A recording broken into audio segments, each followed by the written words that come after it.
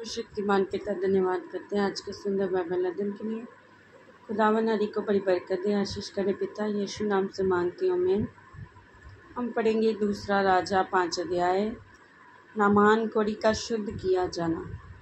अराम के राजा का नामान नामक सेनापति अपने स्वामी की दृष्टि में बड़ा और प्रतिष्ठित पुरुष था, और यहोवा ने उसके द्वारा अरामियों को विजयी किया था।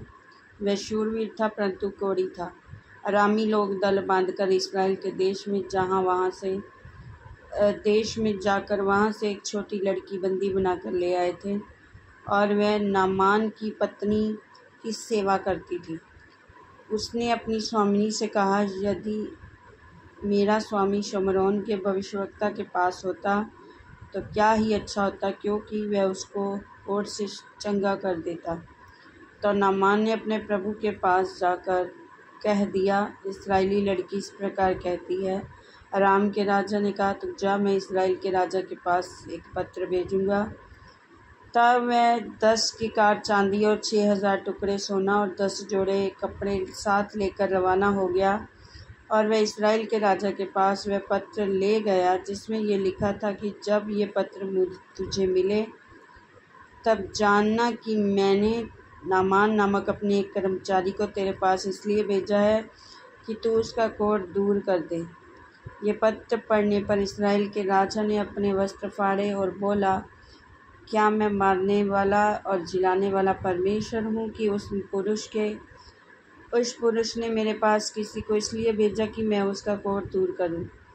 सोच विचार तो करो, वह मुझसे झगड़े का कारण ढूंढता होगा। ये सुनकर कि इस्राएल के राजा ने अपने वस्त्र फाड़े हैं, परमेश्वर के भक्त अलीशा ने राजा के पास कहला भेजा, तूने क्यों अपने वस्त्र फाड़े हैं? अब वह मेरे पास आए, तब जान लेगा कि इस्राएल में एक भविष्यवक्ता है। तब नामान घोड़ों और रथों समेत अलीशा के द्वार पर आकर खड़ा हुआ। तब अलीशा ने एक दूत से उसके पास ये कहला भेजा, तू जाकर यरदन में 7 बार डुबकी मार, तब तेरा शरीर ज्यों का त्यों हो जाएगा और तू शुद्ध होगा। परंतु नामान क्रोधित होकर ये कहता हुआ चला गया कि मैंने तो सोचा था कि वह अवश्य मेरे पास बाहर आएगा और खड़ा होकर अपने परमेश्वर यहोवा से प्रार्थना करके कोढ़ के स्थान पर अपना हाथ फेरकर कोढ़ को दूर करेगा। क्या दमिश्क की अबाना और परपर नदियाँ इस्राएल के सब जलाशयों से उत्तम नहीं हैं? क्या मैं उनमें स्नान करके शुद्ध नहीं हो सकता हूँ? इसलिए वह क्रोध से भरा हुआ लौटकर चला गया। तब उसके सेवक पास आकर कहने लगे, हे हमारे पिता, यदि भविष्यवक्ता तुझे कोई भारी काम करने की आज्ञा देता तो क्या उसे ना करता?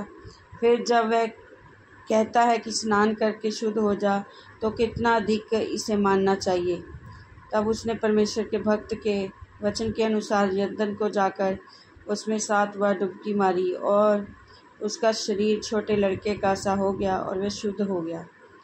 तब वह अपने सब दल बल समेत परमेश्वर के भक्त के यहाँ लौट आया और उसके सम्मुख खड़ा होकर कहने लगा, सुन, अब मैंने जान लिया कि समस्त पृथ्वी में इस्राएल को छोड़ और कहीं परमेश्वर नहीं है। इसलिए अब अपने दास की भेंट ग्रहण कर। अलीशा ने कहा, यहोवा जिसके सम्मुख मैं उपस्थित रहता हूँ, उसके जीवन की शपथ में कुछ भेंट ना लूँगा। और जब उसने उसको बहुत विवश किया कि भेंट ग्रहण करे, तब भी वह इनकार ही करता रहा।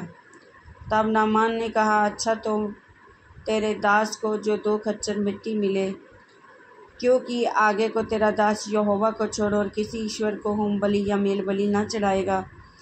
इस बार एक बात यहोवा तेरे दास की क्षमा करे कि जब मेरा स्वामी रिम्मोन के भवन में दंडवत करने को जाए और मेरे हाथ का सहारा ले, और यो मुझे भी रिम्मोन के भवन में दंडवत करनी पड़े, तब यहोवा तेरे दास का ये काम क्षमा करे कि मैं रिम्मोन के भवन में दंडवत करूं।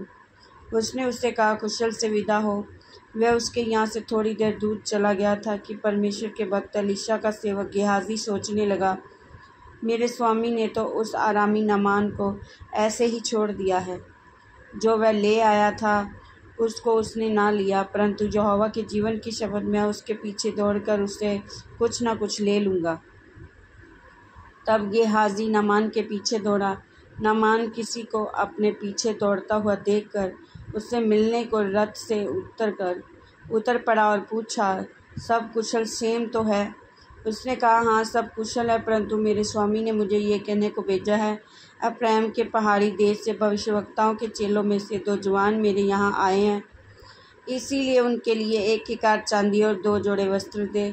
नामान ने कहा, खुशी से 2 किकार चांदी ले ले। तब उसने उससे बहुत विनती करके 2 किकार चांदी अलग थैलियों में बांधकर 2 जोड़े वस्त्र समेत अपने 2 सेवकों पर लाद दिया और वे उन्हें उसके आगे आगे ले चले। जब वह टीले के पास पहुंचा, तब उसने उन वस्तुओं को उनसे लेकर घर में रख दिया और उन मनुष्यों को विदा किया और वे चले गए। तब वह भीतर जाकर अपने स्वामी के सामने खड़ा हुआ। अलीशा से पूछा, हे गियाजी, तू कहाँ से आता है? अलीशा ने पूछा, हे गियाजी, तू कहाँ से आता है? उसने कहा, तेरा दास तो कहीं नहीं गया। उसने उससे कहा, जब वह पुरुष इधर मुंह फेर कर तुझसे मिलने को अपने रथ से उतरा था, तब से वह पूरा हाल मुझे मालूम था। क्या ये समय चांदी या वस्त्र या जैतून या दाख की बालियाँ, भेड़ बकरियाँ, गायें बैल और दास दासी लेने का है? इस कारण से नामान का कोढ़ तुझे और तेरे वंश को सदा लगा रहेगा।